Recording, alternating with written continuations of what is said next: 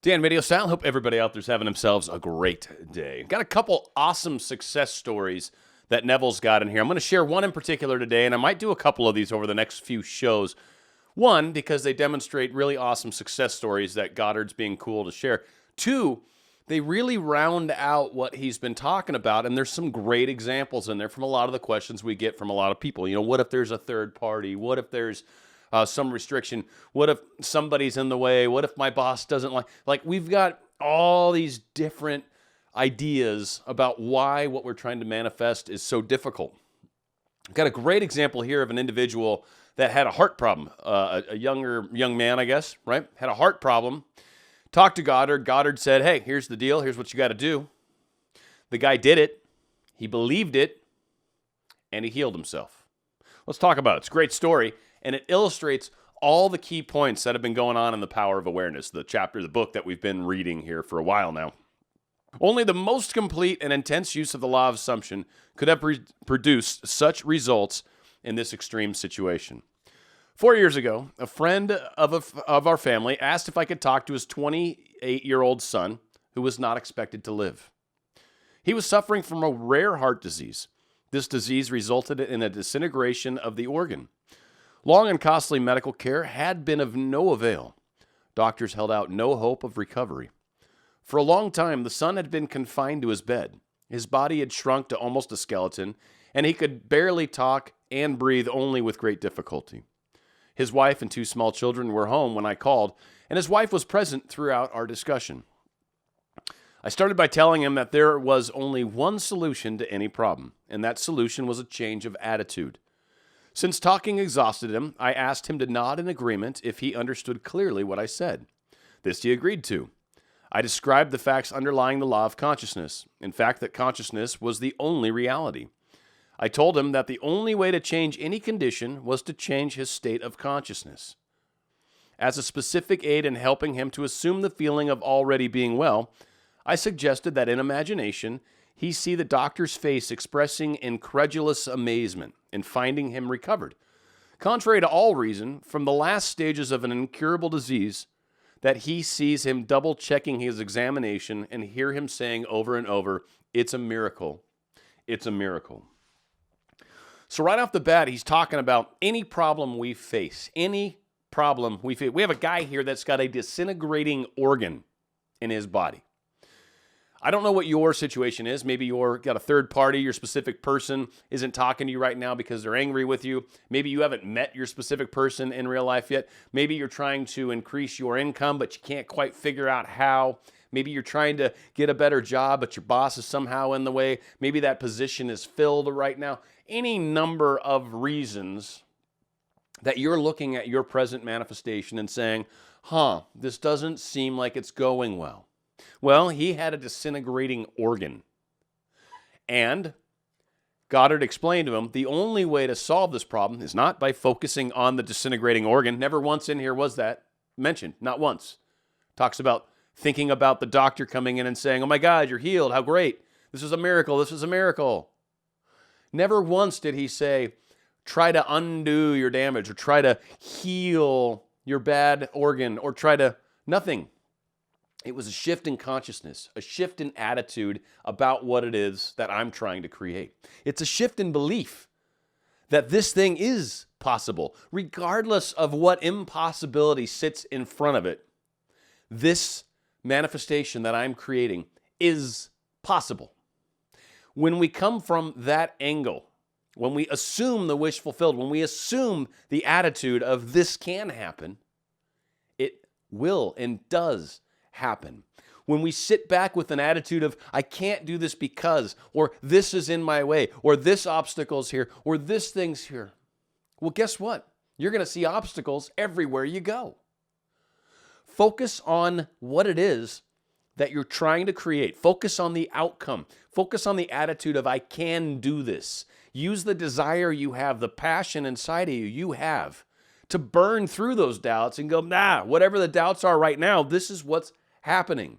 Accept nothing less than the outcome that you're creating. If you haven't created that outcome yet, then keep at it. Keep going. Don't stop. Don't assume that these outward things are more powerful than what you're doing internally. No, keep doing the internal work, knowing full well that this creates a consciousness and attitude inside of you.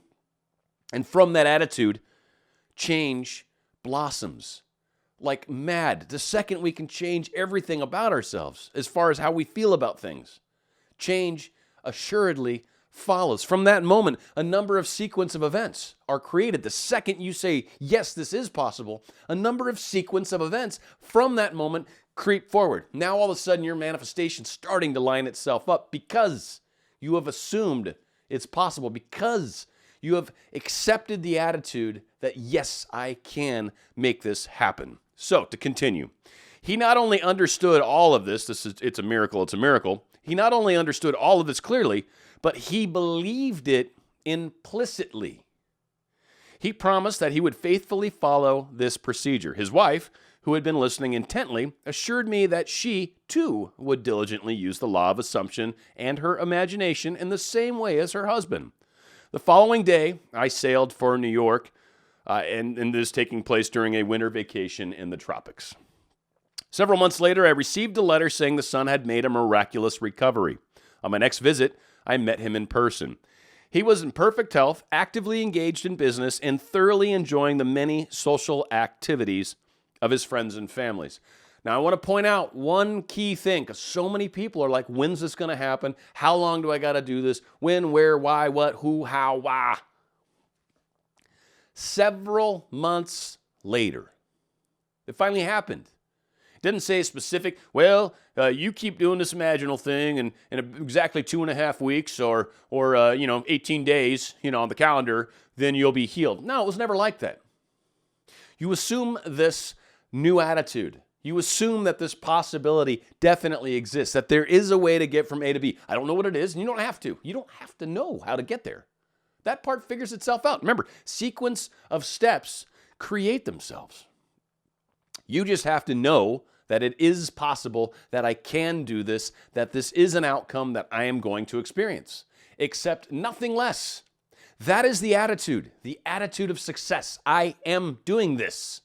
No, I don't know, maybe I don't know if this works. Like all of the doubt things that all of us have. Doubt holds you back, period. Well, what if I do everything right, but then I doubt during the day? The doubt is doing you damage. The doubt is doing you damage. It's not helping you at all. In fact, it's hurting you. At least per what you're telling me you're trying to accomplish. I'm trying to manifest this. I'm doing all these things correctly, except I've got doubts. Well, then you might as well not be doing any of that stuff correctly either. The doubt is damaging. It pulls you back. It is the thing that allows you to assume a different outcome that doesn't include the thing you're trying to manifest. Doubt is the thing that says, I'm going to accept the fact that I don't have my specific person. I'm going to accept the fact that they're not talking to me right now. I'm going to accept the fact that so-and-so's got the job instead of me. I'm going to accept the fact that my boss hates me forever. Or I accept the fact that me and my specific person are going to be together. I accept the fact that my specific person is going to forgive me and we're going to be able to continue on together. I accept the fact that that actual person is probably going to move on to another job or another opening is going to open up that's perfect for me. I assume that my boss and I are going to work through our stuff, one, because I've done astral letters or I've done Ho'oponopono. I know that I'm making the relationship better between my boss and I. I assume and I know and I am going to succeed in this promotion. That is how you do it. And guess what? When you do that, several months later, several weeks later, several days later, several hours later, whatever, doesn't matter. Keep doing it until you get it. Don't care how long it is. I really don't. Oh, it took me 1 year. Great. Took me 2 days. Great. I don't care. Doesn't matter. Keep doing it until you've got it. Keep believing it until you're there. Keep assuming there's a way to get over that hill until you're over that hill. Period. That's it. He continues. He told me that from the day I left, he never had any doubt that it would work. He described how he had faithfully followed the suggestion I had made to him and day after day had lived completely in the assumption of already being well and strong. Never once says, I'm trying not to be sick. I'm trying not to be with an organ that's degenerating. No. I'm focusing on being well and strong. Never once does the thought of his heart problem come into play. Never once does he look at the thing that's blocking him and going, well, I'm going to get past that. I'm going to be able to get past my bad heart. No, he never said that. Focused on being well and strong. That's what healthy people do. They focus on being healthy, on continuing healthy, on being able to go out and run around and play with people and do all these things. That is what imagining the feeling of the wish fulfilled actually is. It's knowing that this has happened, and then it's imagining it and assuming it as such to where you feel it. And the feeling is the part that does the creation. The feeling is the key. The feeling is the subconscious in action. Feelings are of the soul. Feeling is key. So you got to believe, because the doubts will creep in and push you backwards constantly keep pushing you backwards. You've got to understand that this works perfectly, it works beautifully, and it works exactly how it's supposed to. And it works in the timing that it should. It is extremely important to kind of keep that in mind as we work through these things. He lived completely in the assumption of already being well and strong. Good example. People have heard of the placebo effect, I hope. But in a lot of studies, in case you haven't, in a lot of studies for medicines, for example, they do what's called a double-blind or even a triple-blind study.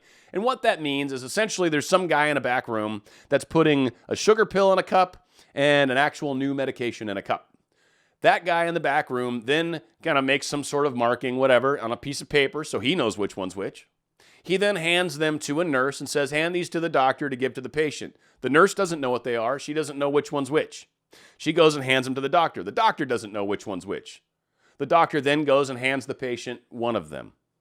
If that patient gets the sugar pill and believes they're getting some new miraculous cure, a lot of times, and this is what's so interesting about the placebo effect, that sugar pill, but the belief that I'm taking a real medicine, the belief that what I'm sticking in my mouth is going to make a difference, the belief that this little pill has the power to cure me. And so that people eat the placebo, eat that sugar pill, and go, wow, I'm already noticing a difference. Do you feel it too? I feel it. It's weird. It's like there's something in this medicine that's like I feel better. And they end up healing. This happens in a lot of cases. It's a sugar pill. There was nothing in the pill. So what's the difference? They believe it. In their mind, they know they're doing something to make a difference. They believe in the outcome. They realize that health is coming through this pill because they believe that so strongly. Belief is what carries the day. Doubt is what causes you to end up back there trying some other study because that sugar pill didn't help you. Believing what you're doing, assuming the wish fulfilled, accepting nothing less than success. That is how you manifest. There's no, but what about, don't care. Stop all your but what abouts. They don't matter. Because so long as you keep asking about, but what about, so long as you keep bringing up this thing that's holding you back, so long as you keep looking at it and going, why is this thing still there? You will continue to have that problem. You want to make something go away? Stop talking about it. Stop focusing on it. Stop noticing it. Focus on where you're trying to go. Focus on the feeling of the wish fulfilled. Focus on holding the image of this accomplishment that you're going to do. It's already happened. Yes, everyone brings that up. Yes, I understand. The second you say it and feel it, it's already happened. It's already so. Several months later, the individual was healthy. So, I don't know, even from Goddard's words, there's a time component to manifestation. I think accepting that is probably key because for many of us, we're not ready for instant manifestations. We're not ready for it because how many times a day do you hold a bad thought that's not good? If you could control your thoughts 100% of the time, you probably would instant manifest. Most of us are not at that point. I think it was Louis Hay that was saying that she was something like 78% of the time by the time she was close to end of her road. That's about how often she was staying positive, about 78% of the time. Of course, everybody knows 28.6% of all statistics are made up on the spot. But that being said, 78% of the time, even Louis Hay was able to do that. I feel like I'm making up her middle name. I don't know, whatever. It's an important thing to keep in mind. So finally, the last paragraph. Now, 4 years after his recovery, he is convinced that the only reason he is here today is due to his successful use of the law of assumption. Remember, assuming is that powerful part. I assume there's a way to get from A to B. I don't assume that these blockages are there to hurt me or stop me. In fact, I assume there's a way past them, under them, through them, over them. Doesn't matter. Choose prepositional phrase, insert here. Doesn't matter. Assume there is a way to get to that thing that you're trying to create. Accept nothing less. Accept nothing less. I don't care what blockages appear to be there. Assume there's a way past, around, through, over, whatever. Assume there is a way to get to the place that you're trying to get. Then feel it, assume it, feel it as the wish has already happened, like you've already got this thing. Feel what that feels like. Really get comfortable with this experience that you're creating because it is real right this second when I'm thinking about it. And then on top of that, several months later or less, you're going to actually be living that experience. Imagine it as it's real. Feel it as it's real right now, in your present moment. Feel it. And then know that this is happening. The belief. That's it. You have those core components at work and you don't spend all your time doubting, you're solid. If you're someone that does spend a lot of time doubting, that's where it might be good to do the techniques on a sort of regular basis to help reinforce. Because again, doubts push you backwards. And if you keep pushing backwards and don't actually do something to trudge forward, I hate using the word trudge because it kind of gives it that, like you have to work hard at this, but you don't. You just have to be persistent. You just have to be persistent. It's not hard to be persistent. It's not hard work to keep imagining this thing. What's hard work is the emotional struggles we go with back and forth in our minds. It's working, it's not working, it's working, it's not working. That's exhausting. And that's where a lot of us are spending a lot of our thought time. A lot of our mental diet is spent debating whether this works, doesn't work, doesn't work, does work, doesn't work, doesn't work. I'm exhausted. What should I do? I do everything right, but this. Again, I do everything right, but. I hear it all the time. All the time. The second you say but, you're focusing on the problem. You're focusing on the thing that's restricting you. You're putting energy towards it. You're keeping it alive. I'm just trying to tell you about it. No, you're keeping it alive. You don't need to tell me about it. You don't need to tell anybody about it. In fact, I recommend you stop telling anybody about the things that are blocking you. Stop it. Start talking. Well, if you're going to talk about it, talk about the direction you're heading. If you're telling it to people that might give you a hard time, maybe leave out some of the key details, but just say, yeah, I'm just kind of heading down this path. I'm doing some new things. I'm kind of opening myself up to meeting people. Like, you don't have to get into all the specifics. But at the same time, stop talking about the things that are blocking you. So again, if you're someone that's having problems with the blockages, yes, you probably want to try to do this on a more regular basis. If you're someone that accepts stuff as is, really, I mean, you could keep doing it like he did because it was a health thing, right? It just doesn't hurt to keep at it. But also, I mean, we've talked about letting go. The second it's real in your mind, in a lot of cases, you really don't have to put a whole lot more effort towards it. You don't. The doubts are what hold us back.